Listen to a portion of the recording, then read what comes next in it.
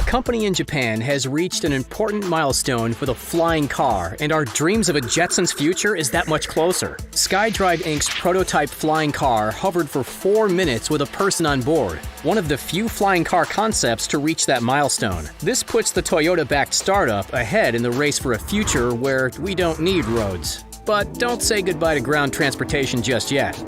There's only 5 years between a pair of brothers taking flight at Kitty Hawk and Henry Ford taking Carl Benz's creation, the automobile, and manufacturing it for the masses. It only took another 26 years for engineer Waldo Waterman to try and make flying and driving two great tastes that taste great together with the first flying car, the Waterman Aerobile. Maybe it was a terrible name, or more likely that both car and airplane technology weren't ready to have their powers combined. But that hasn't stopped the dream of having a flying craft that sits in your garage and covers your commute like a regular car, but with no roads. Since the Aerobile in 1934, there have been a number of concepts that seek to fulfill our Jetsons' dreams of flying to work or play with limited success. Every so often, someone comes out with a clumsy car that sprouts wings and becomes a clumsy plane, but nothing like what issue after issue of Popular Mechanics promised for our future. Enter SkyDrive Inc. Rather than making a car that thinks it's a plane or a plane that thinks it's a car, SkyDrive has gone for the flying commuter vehicle version of the flying car with an electric vertical takeoff and landing vehicle, or eVTOL. There are over 100 companies, big and small, chasing the milestone that SkyDrive has reached with differing approaches. There are still those chasing Waterman's dream of a car you drive down the road and then press a button to deploy wings and take flight. A company called Terrafugia, formed in 2006, has had a vehicle in development that could make the transition from awkward road car to awkward airplane. The transition, that's the name. The transition, because it transitions from a car to a plane, is far enough along that it's accepting letters of intent to purchase, but not so far along that it's taking deposits. It also has in development the TF2, which is more in line with the SkyDrive SD-03 as a multirotor eVTOL craft. This year's Consumer Electronics Show featured a flying car concept in partnership with Uber that it says will be ready by 2023 as a flying taxi. Other companies like the German company Lilium in Germany, Joby Aviation in California, and the joint venture between Boeing and Kitty Hawk Whisk are all developing their own eVTOL craft. Unlike most of those 100 or so other companies working on some kind of flying car, you really can sit in SkyDrive's SD-03 while it flies. It recently managed to hover for 4 minutes with a passenger on board. More than 86 years after Waterman's Aerobile, it seems like a strange high watermark for a flying car to meet. But that's just a reflection of how hard it is to create a vehicle of this kind. SkyDrive knows all too well how hard that can be. They experienced a far less successful test in 2017. SkyDrive Inc. started as a volunteer project called Cartivator.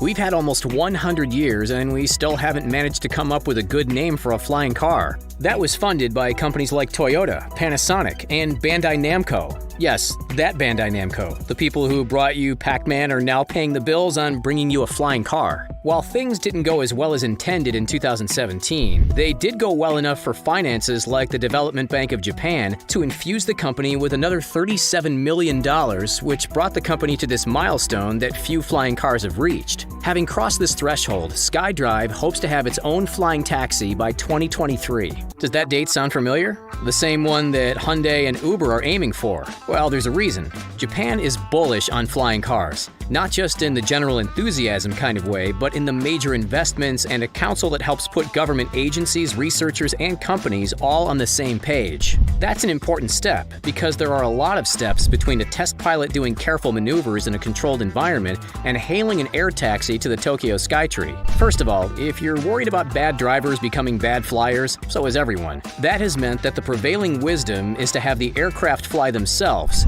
No small feat when the best we've managed to do with commercially available cars is have your Tesla find you in a parking lot. Eventually.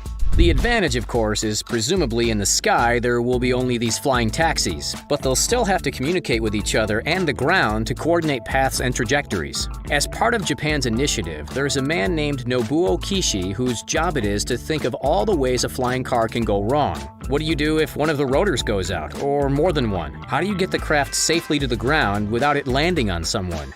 He and researchers like him have to figure out how to coordinate all that flying with all that living underneath all the flying cars. Sanjeev Singh is a Carnegie Mellon professor and leads a company called Near Earth Autonomy who develops naturally autonomous flight software. Singh started off trying to make cars drive themselves and feels like flying cars have the advantage of everything being an obstacle the car should stay away from, saying you don't have to figure out if that's a tumbleweed or a suitcase in the street. There are other problems. Currently, a rotor-based craft is the simpler and cheaper version of the concept, but they run out of power quickly, so far with ranges of just 5 kilometers. As the crow flies in cities, that's a healthy distance, but in places like Australia that is also banking on flying cars, distance and speed are more important. That means craft that can lift off vertically and then fly more conventionally, faster and longer, but more expensive. With enthusiasm for the flying car at least within development circles at an all-time high, expensive isn't the barrier it normally would be. All told, SkyDrive has raised almost $60 million to develop its tiny multi-copter flying car. But outside of our Jetsons fantasies and all the promises made by people like Waterman in 1934 and science fiction writers ever since, are flying cars even going to be worth it? Even though the drive on streets, then fly like a plane-style driving car is still being developed by companies like Terrafugia and Aeromobile, that future doesn't seem impossible, just not as desirable. Regular air flight is complex and a whole other set of licenses, and while you technically could just use an open bit of highway as a runway, you almost certainly would never be allowed to. So at best, it's a kind of compromised car you drive to an airport where you turn it into a kind of compromised airplane to fly to another airport. The specificity of that kind of use means that the market would have to be limited to people with both a driver's license and a pilot's license who would like to commute to and from a place with easy access to an airport. Waterman's dream may never be a common commercial reality. Battery technology and multirotor craft and other VTOL technologies have opened the door for vehicles like the SkyDrive SD-03, and unlike the half-car, half-plane flying car, these low-altitude craft can change the landscape.